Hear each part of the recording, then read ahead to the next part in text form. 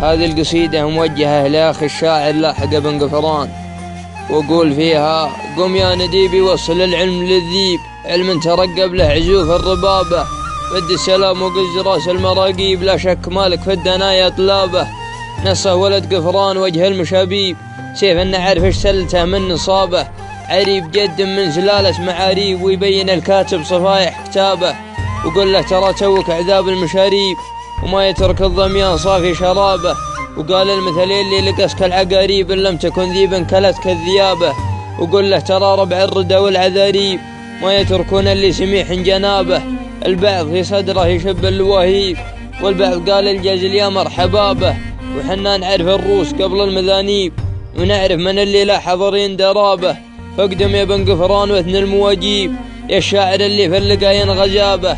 وانا معك وازحم كبار المناكيب، واهل الحسد بضدهم بالنيابه. وبخر هالطالات يا سايق الطيب، لا تنقصر والحر فيها اللبابه. وهذه الرسالة سكتها حز تمغيب، وانا من الذيبة تحرى الإجابة. كلمات الشاعر مشاري بن مبارك الجبيلي. هذه ردي على أخوي مشاري الجبيلي،